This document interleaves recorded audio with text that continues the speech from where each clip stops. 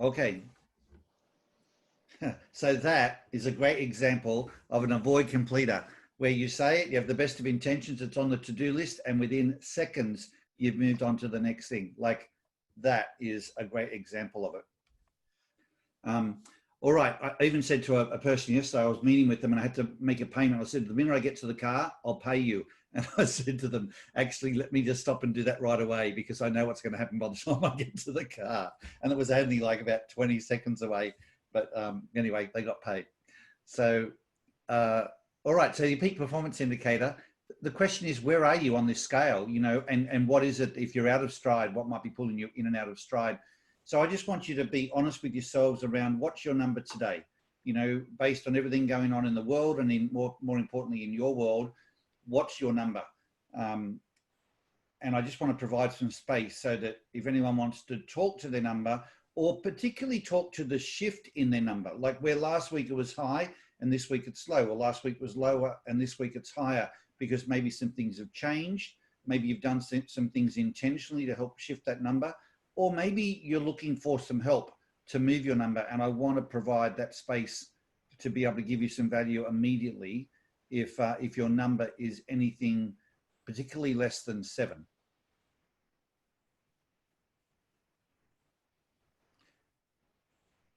So is there anyone that had a number that was, you know, a 6, 5, 4, 3, 2, and is willing to just share maybe what's going on, if particularly if you'd like some support, some insight today?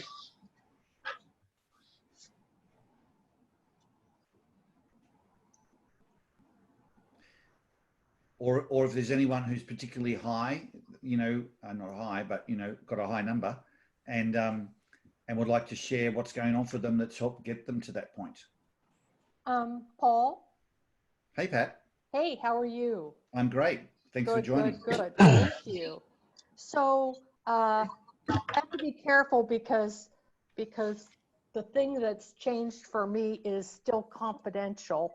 But in the reporting structure that I'm in, the person directly above me is moving to a new role. So I hope there's nobody that I work with on this call, because that's not been announced. And I have a decision to make, and I think I know what's the right thing for me, but but then there's this part of me that's competitive that is counteracting. So I think the right decision for me is to be a great step-in person to cover in the interim, and everything, but I don't want that job. I don't want that job. I'm within sight of pulling the plug on the whole thing. So I don't know if I really want to spend my last 3 years or 4 years,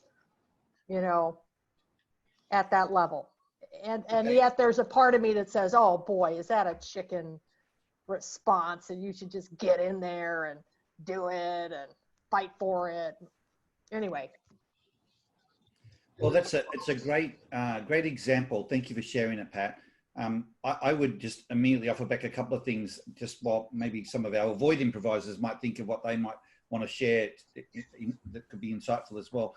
One is, when you have these dilemmas, one of the strategies I got given quite a few years ago now by my business coach was to distinguish the what from the how. You know, often we know what to do. That's what the right thing is, or what's best for us. It's the how that causes all the deliberation. And the how can be really confusing and all of that. But the what to do is really clear. It already sounds relatively clear for you too. But some of the how is maybe where the detail is. But what I would add to that is, when you look at a decision, you think, is it going to expand or diminish me? You know, which way is likely to be expansionary and be a source of growth and enablement for me and expand my world, and which one might diminish? And just that lens or filter itself can cause you to get much clearer very quickly on which path to take. And do I need, when I think about expand and diminish, if I think about it on the career lane only, then it gives me one answer. But Right. I think what I have to say to myself is that is not the only lane that I need to be thinking about at this point in my life. Well, and when you're a verifier, so if we now bring in the ID Yeah, filter, I'm a verifier. right? And if we now bring in the ID lens and say, well, as a verifier, you need to prioritize things. And so you'd say, well, what are the relevant lanes that I need to be thinking about? And career at some point may have been number one, for example, but now it might be, you know, life balance. It might be health. It might be time out with family. It might be helping your children with grandchildren. Like there could be a range of other lanes that now take a precedence and help reconstruct the priorities, and then it makes it clearer. But prioritization is the pathway of the verifiers. Thanks.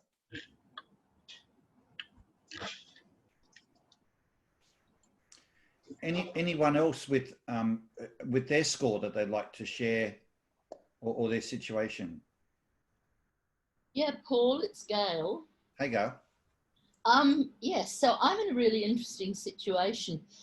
We were thinking of moving and we got a real estate agent round and he said, get out of here within 3 weeks because the market is gangbusters and you'll get the best possible price. If you wait any longer, the market in Canberra may go down. So great. Now, you'd normally think an eye on improvise, it's exciting, it's fun, getting out of here within 3 weeks. Problem is, my partner, who is not here today, he normally watches, but today he's busy moving things, is 7762. So for him, it's a big stress. So I'm balancing my excitement of wanting to get out of here. And, you know, we've been here 37 years, so there's stuff everywhere. And I'm just throwing out books like there's no tomorrow. Jeff has to look at everything carefully and make a decision. For me, I just look at it and go, no, I don't want that. Yeah, I don't want that. And it's just such a, it's throwing me right off because I want to be excited and fun, whereas in actual fact, I'm being dragged in different directions. Our daughter, fortunately, is a 5537. And so she's more into the excitement mode, but because she's got that sort of balance that I don't have, she's actually sort of masterminding everything and making sure it happens. But notwithstanding, I want to be excited and I can't. So I'm finding that a real stress. It's a great example, in fact, of some of the things we're going to talk about today, how different people, you know, with very different ideas work together, Gale. But I've already got a solution for you. This could be your magic moment. Maybe you leave and Jeff stays. This might be what you've been looking for 37 years. We have thought about that, Paul, but don't think so. Yeah, but isn't it interesting, you know, just the way it's just a natural reaction, but at least you've got the benefit of understanding where you're each coming from. If you didn't have ID, I mean, maybe couples who've been together for as long as you and Jeff would have this understanding, but there'd be many couples even earlier in their marriage who would face a similar predicament, and because one's excited and the other one isn't, they use probably much more negative judgments about each other than just an understanding of natural differences. I'm just going to see if there's anyone that might have something to share, maybe who's been through a similar situation, Gale, that might have something to share with you that could be helpful.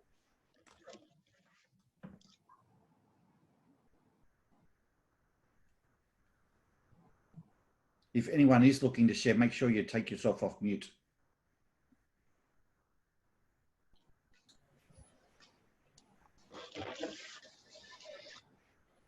So have you come up, Gale, have you come up with something so far for how you deal with it? Or has Bethany, for example, your daughter? Gale, you might be on mute. Sorry, Paul, I get a lot of feedback, so I try and stay muted as much as possible. Well, what we've actually done is I'm just getting on doing my thing, whatever my thing might be.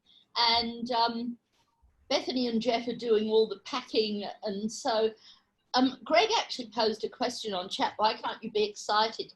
I am excited, but my excitement is tempered because I'm being pulled in all these other directions. and not being able to do it at my speed. That's the other part of it.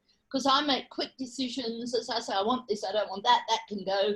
And others don't. And I'm just, well, Jeff in particular. And so I'm just finding that it's pulling me away from how I normally am and how I normally feel. It's the sort of impact of his drives that are kind of pulling me in different directions. And so that's what I find difficult to deal with. And I know it's always the case. I mean, we've been married 51 years, so it's not as if we don't know each other. And probably if it weren't for ID, we wouldn't have been married that long, Paul, I would have to say. But notwithstanding, it's still, I'm just finding it's sort of pushing me to stress. And I know Jeff's stressed. I can see that when I look at him, because he's having to do something in 3 weeks that he'd like 3 years to do. So, you know, it's kind of putting, I mean, look, in 2 weeks' time, it'll all have gone away and I won't even be thinking about it anymore. But right now, it's top of mind, and we've got people coming through today to, you know, do inspections and all these other things. And it's just kind of, yes. And normally, as I said, I'd be so excited, but my excitement is really low.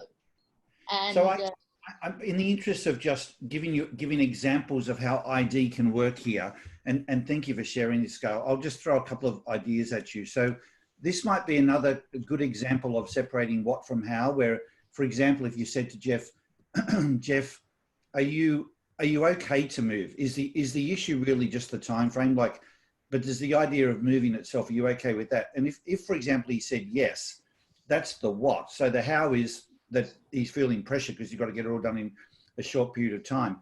If his issue is with the what, like as in, I don't even want to move, really I want to stay, that's a different conversation, that, meaning not one of conflict, but just you would go down a different path of exploring where to go.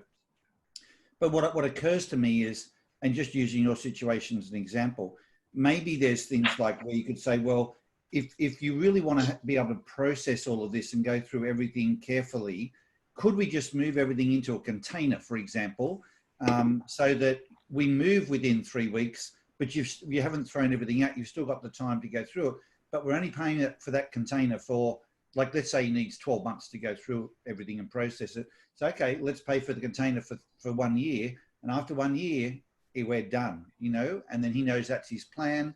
It's not as pressured. He still gets to go through everything. So I just share that.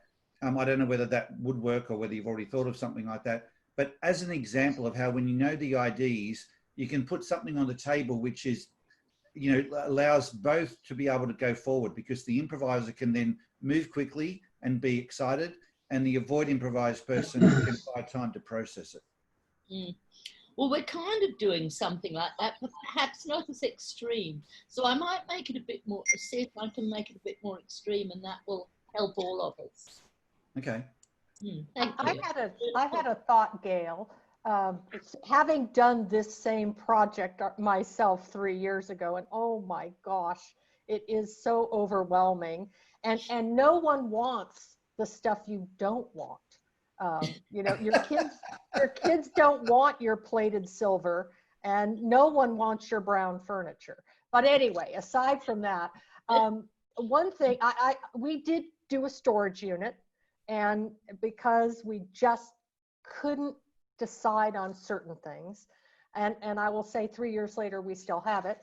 But perhaps you could break down certain categories that he's more comfortable with your making unilateral decisions. So, you say, because certain things are really important to him, the scrapbooks or the pictures or the tchotchkes or whatever, but maybe he doesn't care about the kitchen stuff, or he doesn't care about the gardening tools or something, that if you could put it in some boxes where he could give you more freedom, and then other boxes where he really needs to look at everything. Just a thought. Thank you. That's great. Thanks for the example, Gale. I think the main takeaway for me from this is it shows that no matter what the ID combinations are or how extreme the differences might be, if you at least just can have the conversation to try and find a way forward, there generally is a strategy that can meet both people's needs. You just need to explore and look for it, rather than have it as a, one person trying to win against the other. And I guess that's part of the power of knowing about ID, but then knowing what each person's ID Absolutely. Is. Yeah, that's it. Okay, any other examples? Anyone else want to share anything before we move on? Okay, so I just want to give you a highlight. Oh, let me just click the screen.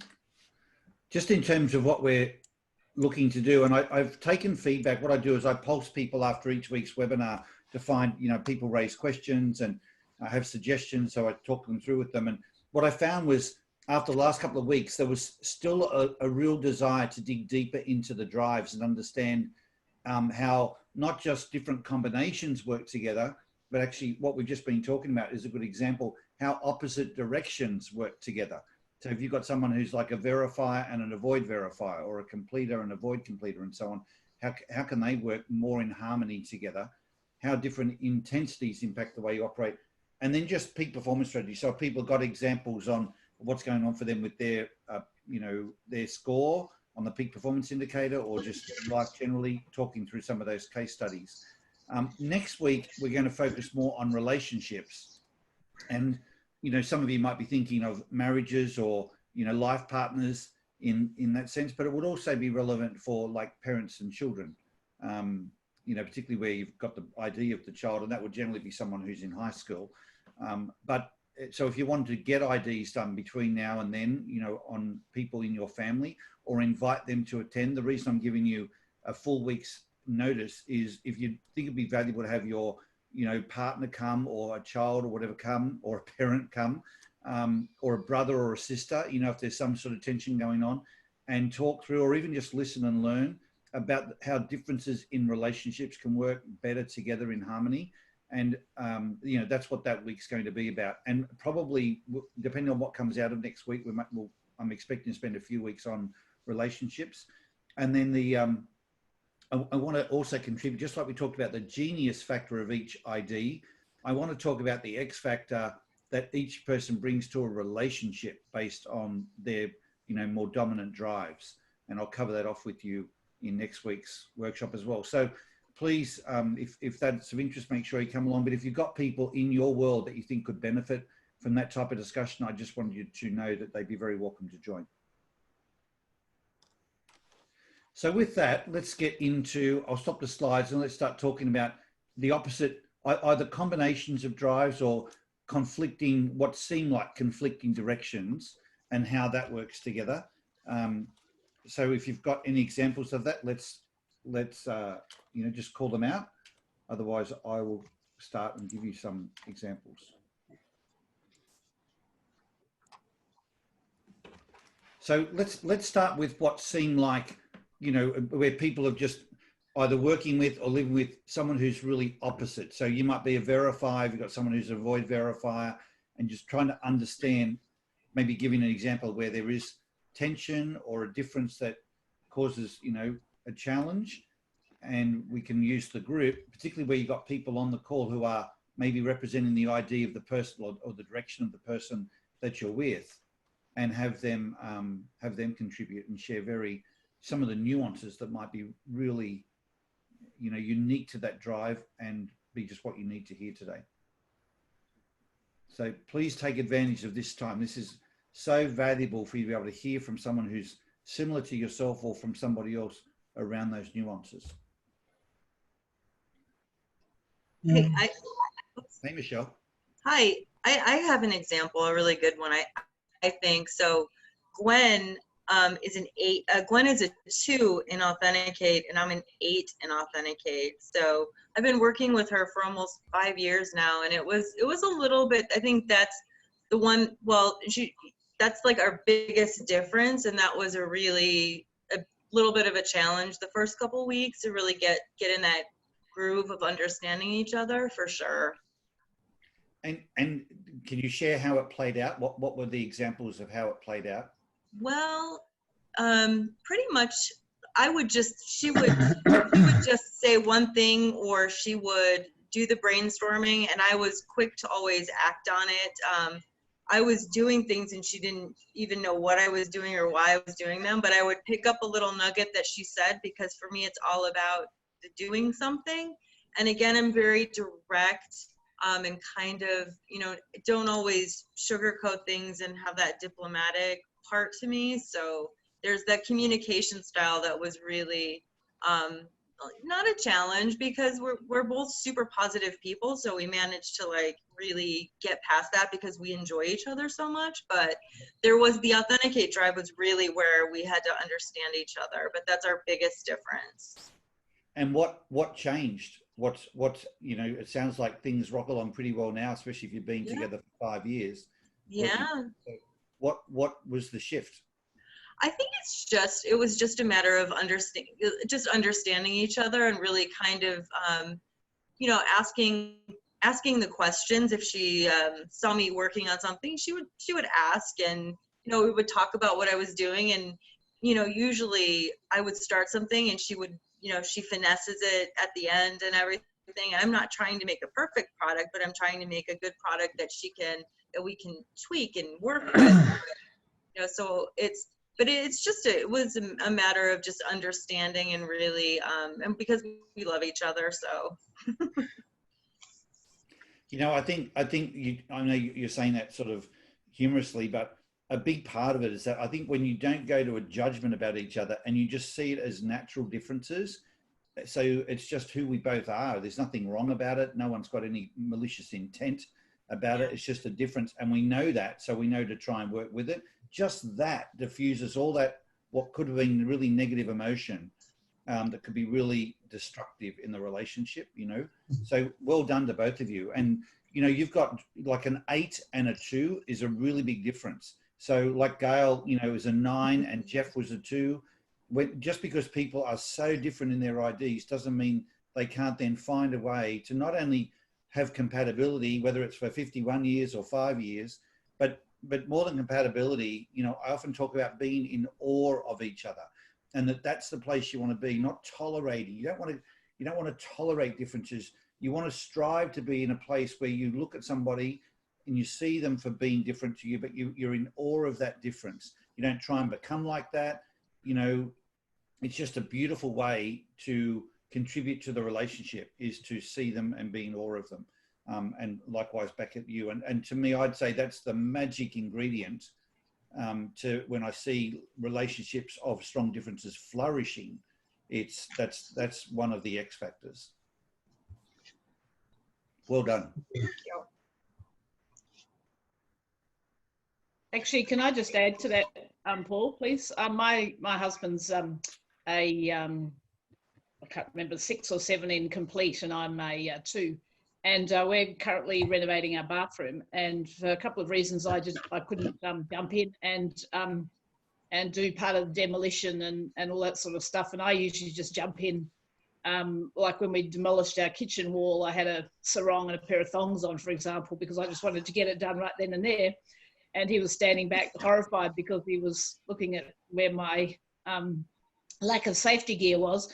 But this time, because I couldn't actually do anything about it, and he could, I just left him to it, and he planned it, and he step by step demolished it and did such a beautiful, tidy and logical job. And I was absolutely in awe of it. And I was going, wow, he did it and did it in probably exactly the same time, or maybe a little bit longer, but he just did it in such a logical, rational and planned way, and is continuing to finish that off. So that is one example of me being a 2 and him being I'm pretty sure it's either a 6, I think.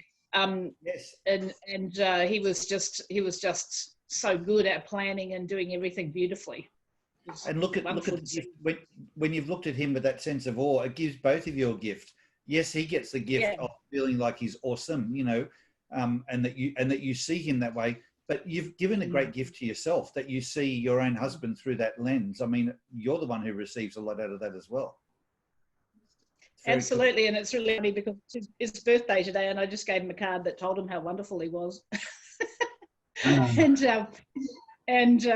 yeah, that's just really added.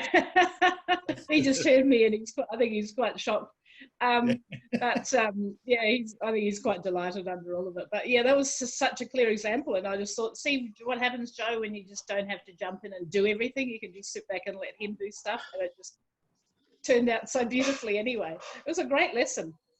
Good, good. All right, is there anyone else we want to talk about a particular drive where, you know, there's a strong difference? We just heard about, you know, some that are working well.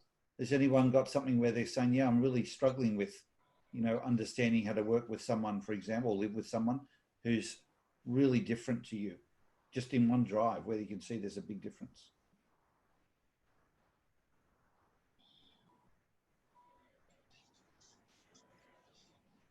Paul, my wife's an 8 and I'm a 2 in the complete drive, and she's a 2 in the down improvised, and I'm only a 6. But I've noticed that if a phone rings and I take the call and I hang up and she's in the other room and she'll say, "Who is that?" And I'll say, "Oh, it was Luke," and she'll go, "Is everything okay?" And if she takes the call and I find out it's Luke, and she goes, "Oh, what's he up to?"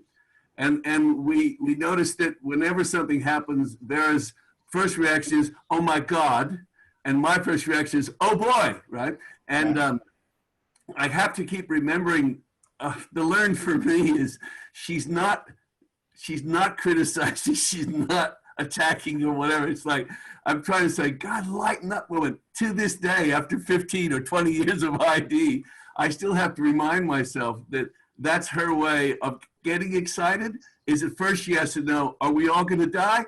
Oh, okay, good. Now I can be excited. And I think to remind that all of us up yellows and down, there's just so much going on there. And I'm so quick to go to the essence that I don't know why she puts up with me, to be honest with you, but it's an effort for me to remember that there's so much happening. And I guess I'm pleading to the other ones of me. They're not trying to get you. They're trying to catch up. Yeah, and well, catch up and stay across. And Greg, you make a good point too, that you say you're only a 6 in improvised, and although that's only a 6 compared to someone who's a 7, 8 or 9, when you're working or living with someone who's strongly in the opposite direction, you know, you've got a difference of 4 points there in a drive in the opposite direction.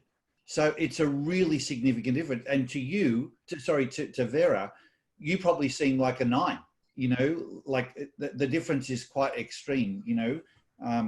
So it doesn't always mean that it's just about people who've got the really strong drives of, you know, an 8 or a 9 or a 1 or a 2. If your drive at a 6 or a 4 is really, you know, in the opposite direction to someone else who's extreme in that direction, then that's going to seem like a very intense difference and a big source of conflict, potential conflict.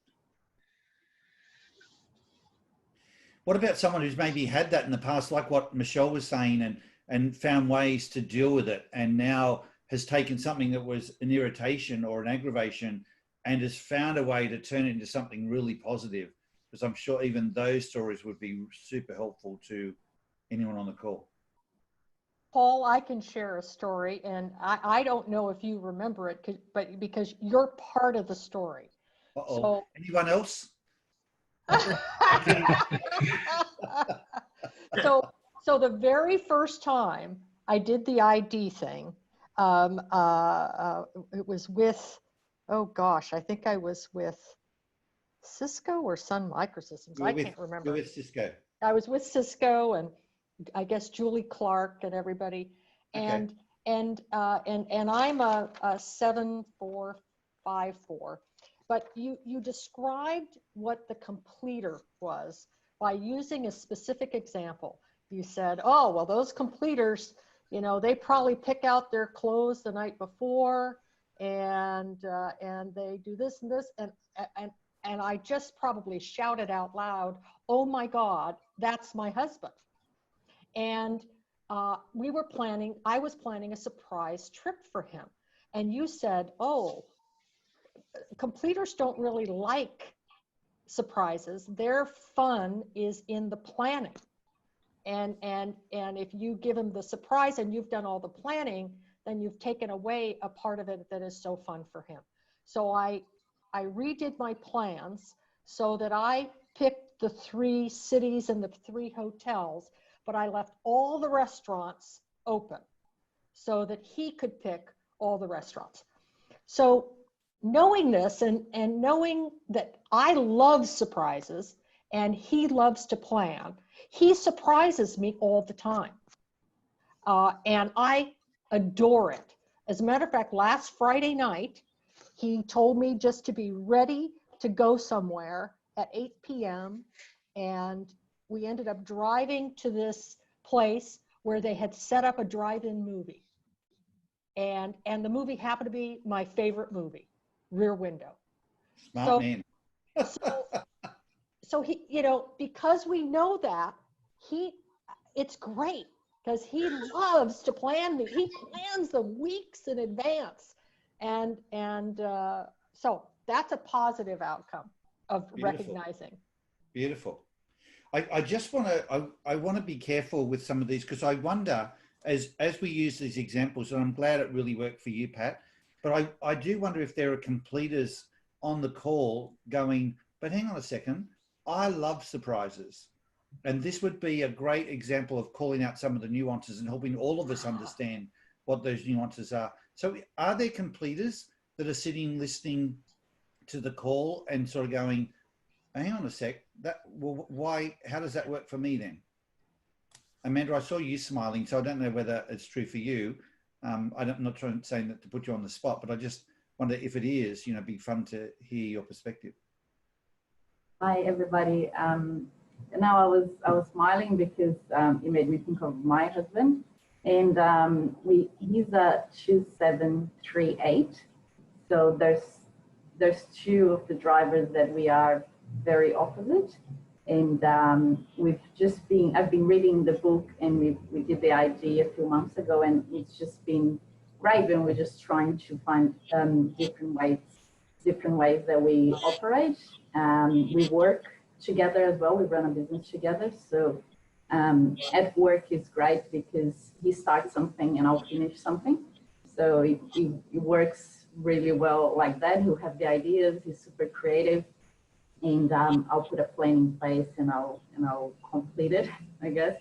But yes, as in personal life, I was just thinking about the surprise story. And a few years ago, when we got engaged, he organized the surprise, and he was just trying not to tell me what it was, but he was giving all these hints. And as a complete person, I'm not a big fan of surprises, but what worked well for me was that he just told me, what I needed to wear and in what time I had to be ready. And yeah, it was exciting for me just planning, what to take and guessing where we were going to go. So for me, that works in terms of surprises. I've just got to know when and be prepared for that. So there was once he took me to a restaurant, and it was a really nice restaurant, but he didn't tell me ahead. So I was wearing something I thought wasn't appropriate,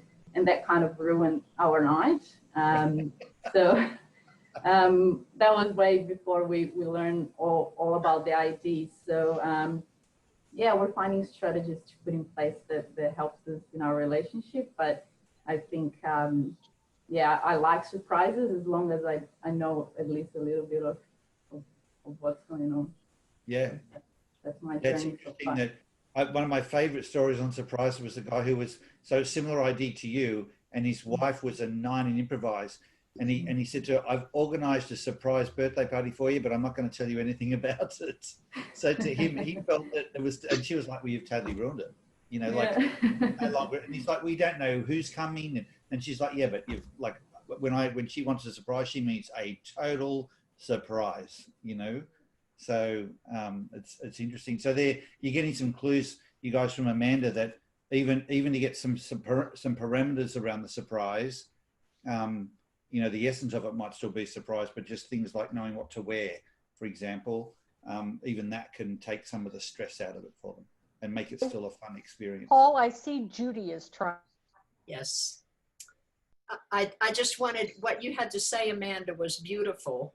And I would just add this, my simple phrase is, I love surprises.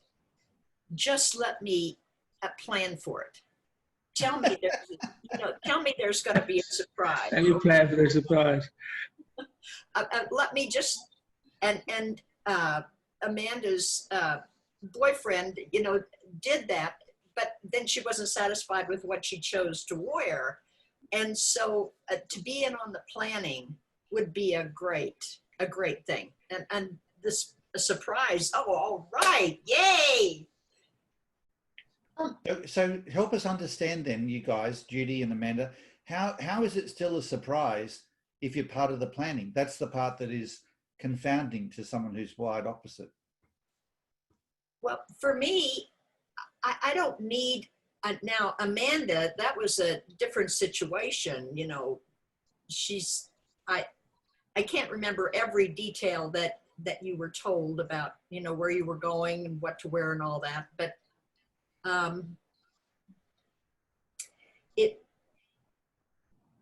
if I could just ask some questions, I'm a great question asker. So if somebody said, I've got a surprise birthday party. Oh, great, wonderful. Would it be appropriate for me to wear this dress or something, just to ask some questions, because I really want to leave the surprise intact. I don't want to tear it apart. But I mean, just talking about it, it just gives me so much energy. Talking about kind of experience. Yeah. I think that there's different degrees of surprises, and if you, for someone who likes to improvise, probably you don't want to know anything and you'd be happy. But if you get to a restaurant and you're not wearing something, you're not even going to think about it. You're just going to enjoy the moment. Whereas, at least for me, that will kind of ruin a little bit because I feel I'm not really prepared. So my husband and I came up with this idea where every 2 weeks, one of us needs to surprise the other and do a couple of activities. And so it works well for me because I know that every 2 weeks we're going to be doing something. So it's well planned, and he should let me know ahead the time of the weekend, or in like I said, what we're going to be wearing. And for him, it's easier because I don't need to tell him much. He doesn't care, so I can make it a total surprise for him. But we kind of found this middle term for me where he just tells me a few details, so that works well. Interesting. Actually, Paul, that's what we used to do. We often do still. We take it alternate weekends. So my weekend, who knows? And Jeff's weekend is planned to a T, but I don't know what it is necessarily. So that kind of gives me the surprise. And then he copes with my flightiness, I suppose, by doing, by not knowing. I remember once Ian saying, the plan is there is no plan. And I just think that that's how Jeff reacts. The plan is there is no plan because I'm doing it, and he'll just go on for the ride. And we found that's worked really quite well to help us both with our needs. Thanks, Gar. That's really good. Hey, Amanda, I wanted to ask you, you talked about the complete drive and surprises, but for you and your husband, you said your husband's a 2 in Verify and you're an 8. So that's a really big difference. And then you've got a really big difference in the improvised drive, like a 1 and an 8. So you've got really extreme differences. Talk to us about how, can you see, and you might be still learning about each of the drives, I appreciate that, but the verify and avoid verify connection, how's that been for you guys? It's a constant struggle, I would say.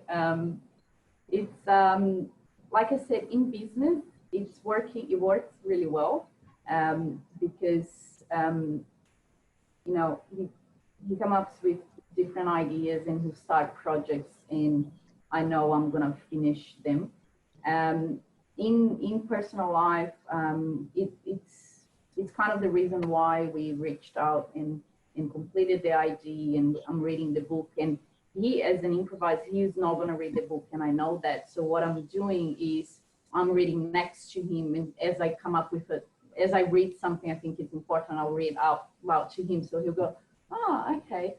So we're trying to find different strategies, but I have noticed over the last few weeks where things are working really well for me, and there's a good routine in place, and my days are exactly what I want it to be and very well thought and organized. And he's lacking in energy. He's just it's just too boring for him. And so I guess one of the reasons I'm joining these seminars and reading the book is just to find ways in which I can make life more exciting for him, and try to understand, you know, how we can work together, because it is difficult that we are so different. And when I'm in stride with my ideas and my life is going in a certain way, it probably means it's not how he's not within his strides.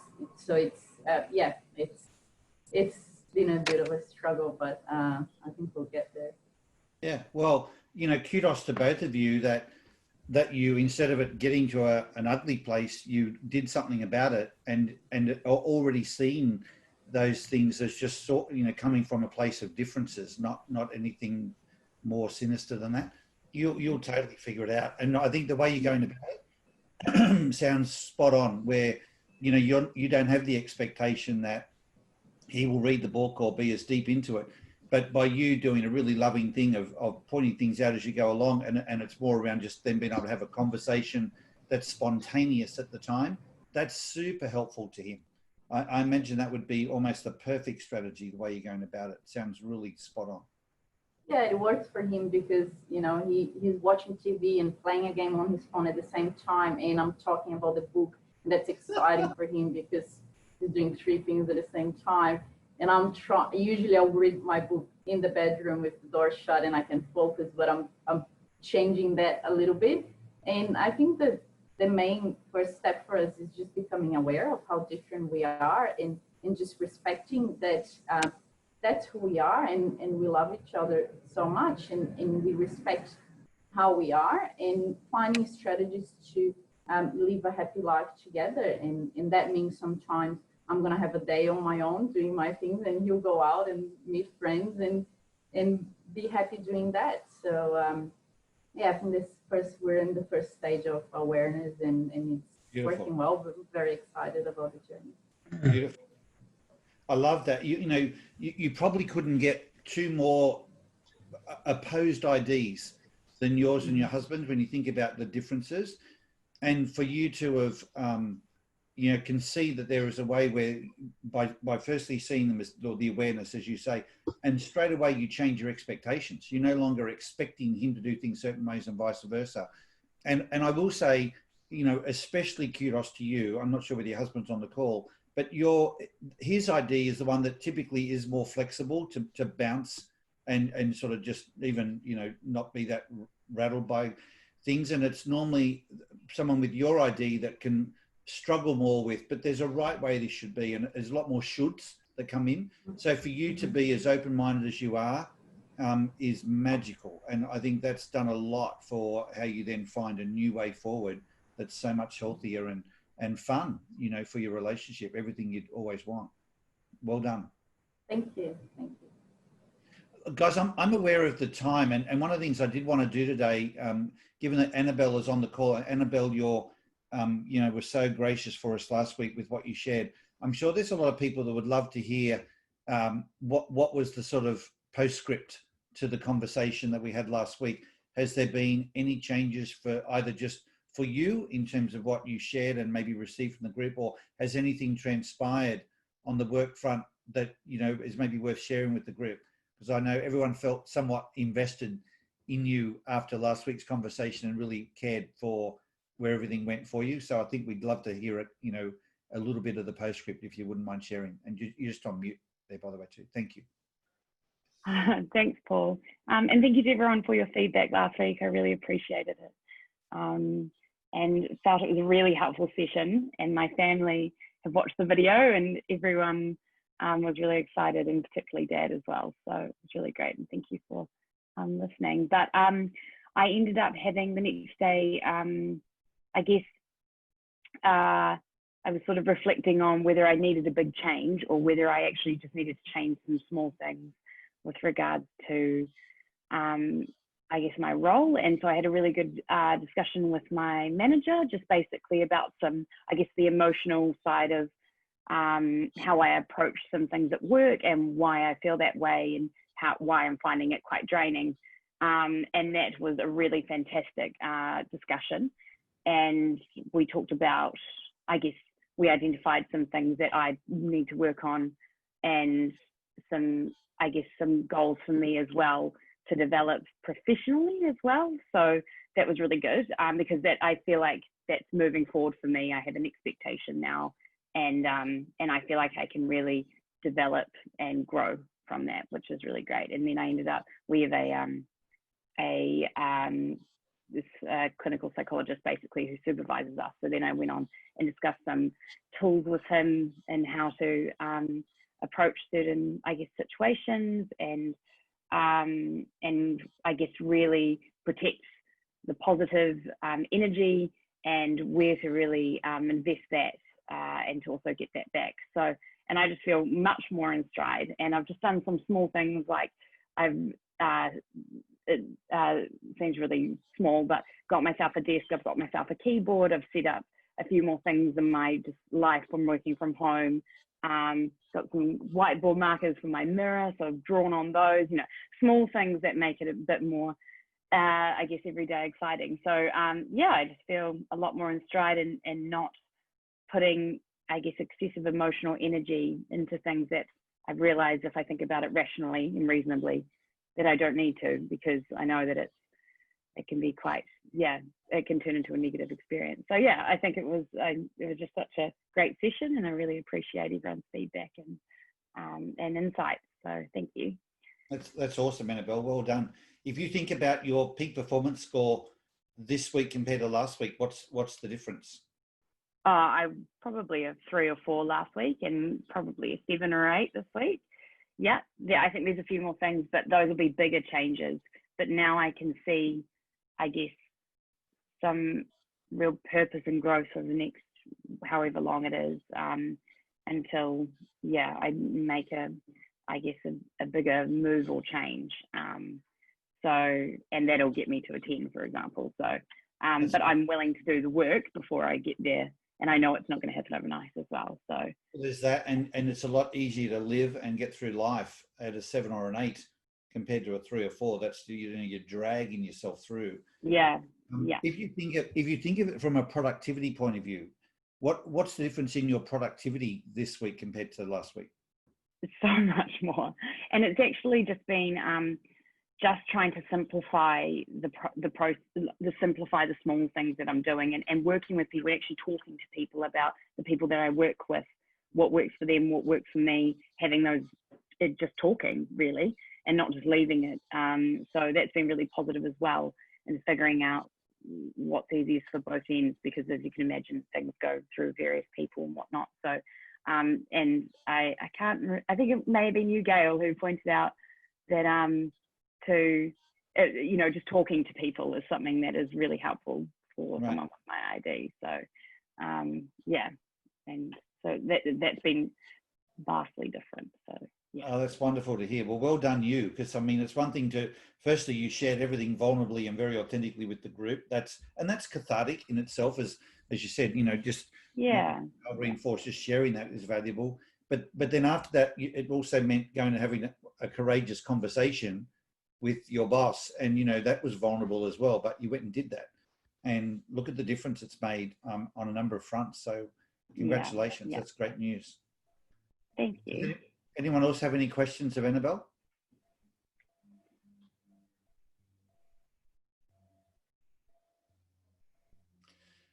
No, that's fantastic, Annabelle. Thank you for sharing, because there was a lot, I mean, I'm sure you received a lot of feedback from people. I even got, you know, comments from people around wondering how you were and what had transpired. So I really appreciate you sharing some of that on the call, and everyone can see you know, that it's worked well, and you're happy and everything's going well. That's great to hear. So well done. We've only got a couple of minutes left, guys. Does anyone have anything that they would like to ask or share with the team today? Yeah, Paul. Hey, Mike. Mike. Yeah, look, being a 9 and improviser, I'm always concerned I'm going to say too much. But I'll just quickly say that having worked with you since the early 90s, that it's done 3 things. It saved my business, it saved my marriage, and it saved my relationship with my kids. And I think only yesterday, as an example, with Kate, I found we were going out for dinner, and I said, I'll come and pick you up, and then we'll come back. We've got 1 car. And immediate response was, well, I need to think about that. So it immediately made me realise they'd gone the wrong way about it. And just an example with Kelly, who's been with me now for 8 years in the business.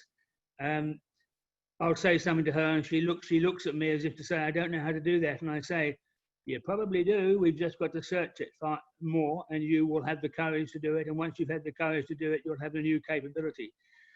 And I could go on and on and on for everybody, but it's been an amazing journey. Thanks. Mike, that's awesome. That's awesome. I mean, well, and I mean, you're right. We've shared the time together from day one, and there's a lot of water that's gone under that bridge. But if you can have that impact on your marriage, on your business, and with your kids, I mean, what else is there really? You know, that's magnificent. Thanks for sharing that, Mike. Incredible. That's a pleasure, mate. Thanks. You're very welcome.